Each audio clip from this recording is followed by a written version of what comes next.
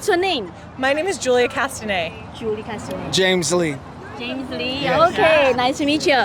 Yeah, so obviously you are volunteering for Kennedy. So what do you think of this tonight's debate? What do you expect? So tonight's debate's going to be interesting because our candidate, Robert F. Kennedy, won't be on the debate stage. So he's hosting his own syndicated debate on www.therealdebate.com. And I think it's going to be a tremendous groundswell of momentum for our candidate. The world is going to get to hear from him and they tune in. And they're going to be able to hear his platforms in contrast to the other two incompetent candidates who will be responding to questions as well. Oh, what's the time?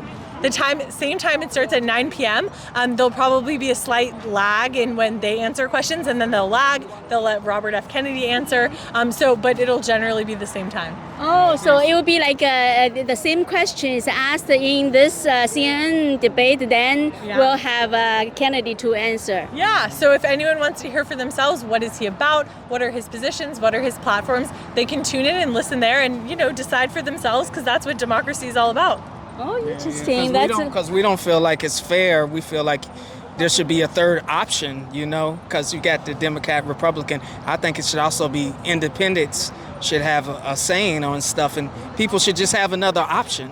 And they're just not, to me, they're blocking some of the stuff that he's trying to do. So, but hopefully y'all can tune in, and it's Kennedy24.com and see what's really going on. Wow. So what are the most important topics, issues you expect to be discussed? Discussed tonight. Yeah. I think they're going to talk about the border a lot. I think they're going to try to talk about the war in Ukraine a lot. What else do you think they're going to talk about? Economics, they're going to talk about that a lot.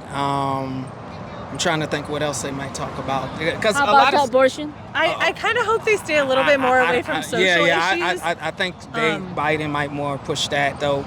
But I think that the thing that I don't like and what I'm seeing is I think they're going to talk about stuff, but they're not going to talk about what people really want to hear, Yeah. So let's talk about what people want to hear, right? Yeah. So what do you think should be talked about?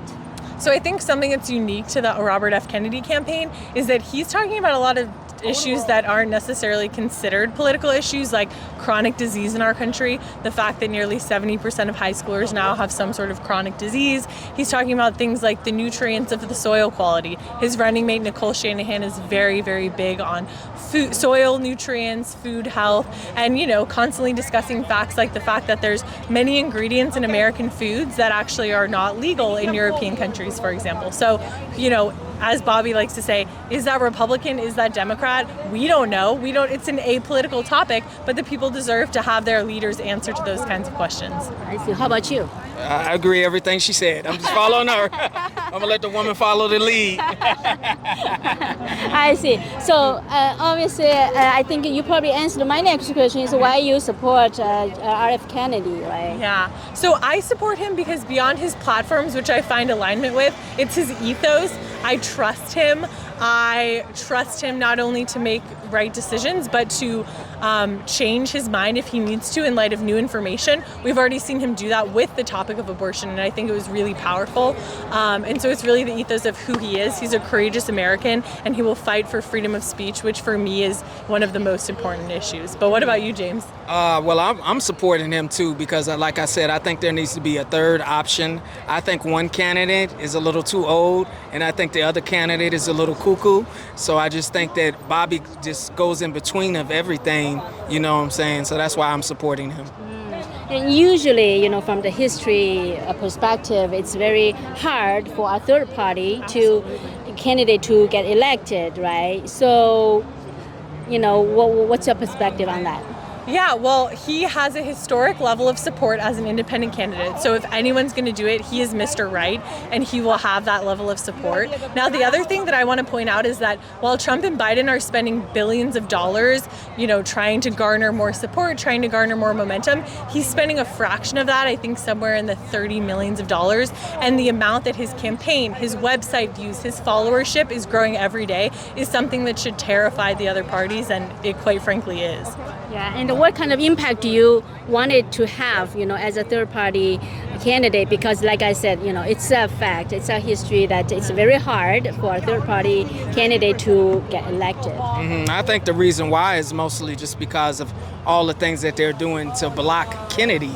As far as even now, he can't even come this because he doesn't have the right security, and they won't let him do that. So it's a lot of things blocking. So I think that's why the third party always has that. It's because it's like you're in America, you're either with this party or with that party. But I think now, from everything that's going on, people are getting tired of that, and they want to hear something new.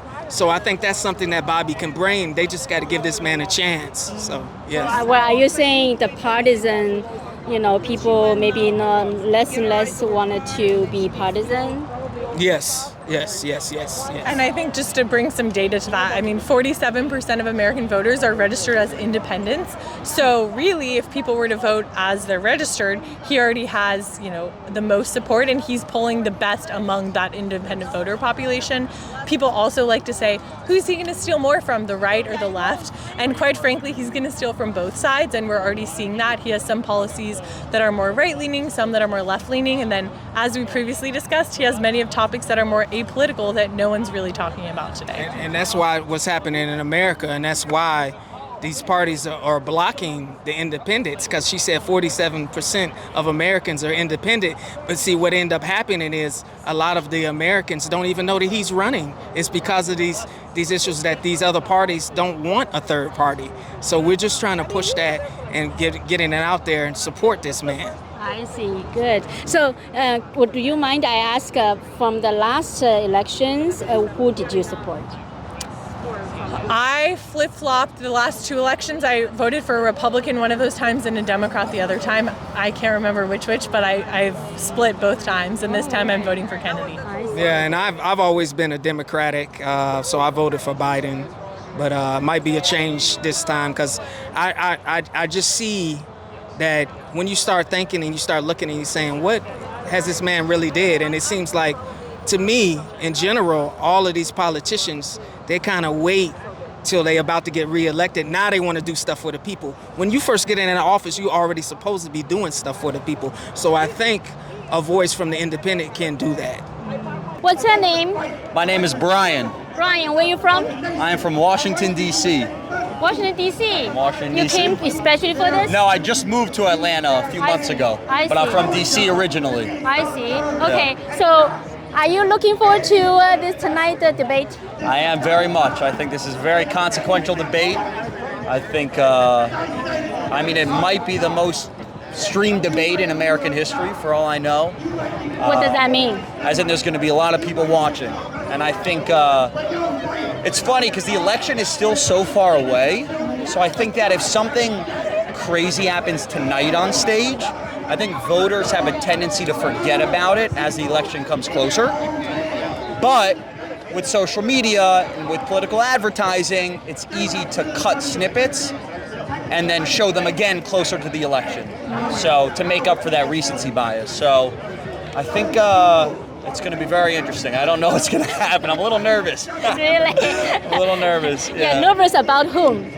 Nervous about just the state of our country. I would hate to see them just start with, ad hominem attacks at one another and their character and their age. And I don't think that helps anyone. I would like to see a debate on the issues. Of course, that's not going to happen. You don't think so? I don't think it's going to happen. I think Biden has issues. I think Biden has problems articulating his thoughts, and I think Trump doesn't have thoughts. So I think, frankly, it's going to be an interesting matchup, and I look forward to seeing the live coverage. Twitter is going to be a lot going on, so it'll be interesting. Yeah. To you, then, what are the top issues? For me? Yeah, what are top issues? I think there are a lot of important issues for me. I think right now, foreign affairs and what's happening in the Middle East is very important.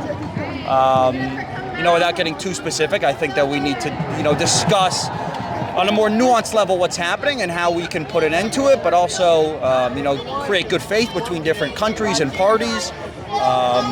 So I think there needs to be more of a discussion on that. I think immigration is not really an issue for me, to be honest. I think a lot of it is a farce. I would say that's important. I think, I have 2 sisters. I think women's rights are very important to me. The right to abortion, to health care. I think these are fundamental things. What about economy? As far as the economy goes, I mean, if you look, there's been a lot of job growth and job creation recently, and it's easy to point and say that it's been worse or better under either president, but the truth is it fluctuates. That's the nature of the American economy. And I think that Trump has been talking about some form of a tax on foreign goods. And from what I've been able to glean from my resources and where I read is that will only hurt the average American. That's not going to help.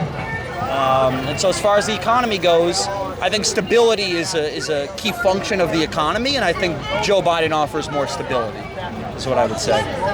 So you have always been leaning towards the Democrat Party?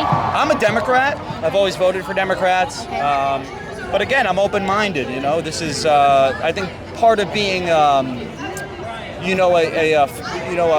a member of society that's contributing and is caring for other people. I think it's not good to just come in with one view or the other. I think it's good to see what's going on and read the situation and understand, the complexities of this country and the issues. And so I try to do that as best I can. I'm not always perfect. I don't know everything, obviously. But, I care for people. I care for my family. I care for our country and our society. So at the end of the day, I think it's good that this is going on. I think this is important. There's someone who's pro-life. I'm not pro-life, but I respect his presence here. We have the Palestinian protests. We have over here our protests pertaining to the opioid epidemic, which is a big problem as well. So I think this is all great. I'm supportive of it all. Great. Thank you. Thank you.